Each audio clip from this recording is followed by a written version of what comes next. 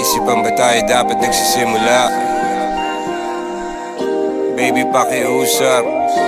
Kung magpapakilala sana, para bang idaan mo lahat sa hawa. Naligaw lang sa dinami-dami ng mga pasikot-sikot sa iyong katawan. Sana lang ay magpadaan. Nabulag sa iyong mga kurbada, nabudol sa mga usapang walang kontrata. Harutan hanggang sa abutan ng umaga. Walang sagot sa katanungan, tayo nga ba aruy? Kung ayaw masaktan, wag nang umasa.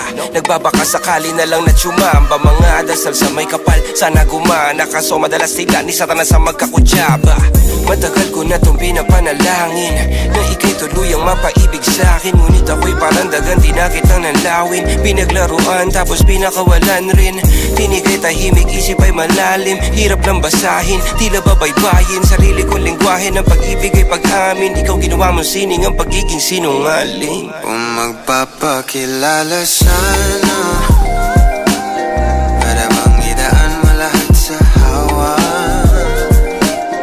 Naligaw lang sa dinami-dami ng mga pasikot-sikot sa iyong katawan. Sana lang ay magpadaan. Ano ba talaga tayo? Para lang klaro, kailangan ko malaman kung mahal mo pa ba ako. Naglalaro ka lang ba o nananarantado? Kasi nakita ko kahapon may kasama kang bago. Ayoko nang umasa sa mga usapang malabo. Parang gamo-gamong nadarang at napaso. Nadala at mas lalo lang nawala at naglaho ang mga balak at plano. Nagmukha pa akong gago kaya walang mga pangako. Puro para-paraan, laging telebabad kahit walang tawagan. Araw-araw normalan kasi para pa saan ang mga sumpaan kung wala namang karapatan. Ibig ko maliwanagan, wag mo sanang diliman. Kapaan parang magkasintahan sa sinihan. Matinding palaisipan sa dami ng pasikot-sikot nagkakasalisihan. Kung magpapakilala sana, para bang idaan mo lahat sa hawa. Naligaw lang sa dinami-dami ng mga pasikot-sikot sa iyong katawan. Sana lang ay magpadaan.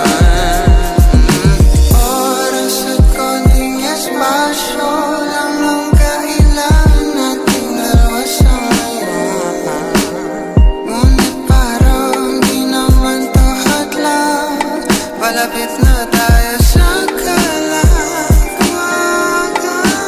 May dalawang magkasintahan sa taas ng bundok. Nagkasundong tapusin ang buhay nilang malungkot. Hindi na masaya sa kama, hanap na ituldok. Usapan ay sabay silang tatalon sa tuktok. Sabi niya, magtiwala ka lang sa'kin, mahal ko. Talon tayo ng sabay, pagbilang ko ng 3. Kaso lang, ang problema, pagkatapos niyang bumilang, siya lang ang tumalon. Si babae nagpaiwan, habang nakatingin sa kanya nakangiti lang. Ngunit biglang nagulat ang babae nang nakitang nakangiti din si lalaki habang pababa siya. Sabay biglang bukanan ng buhalang para kaida. Ngayon sino mas taksil sa dalawa?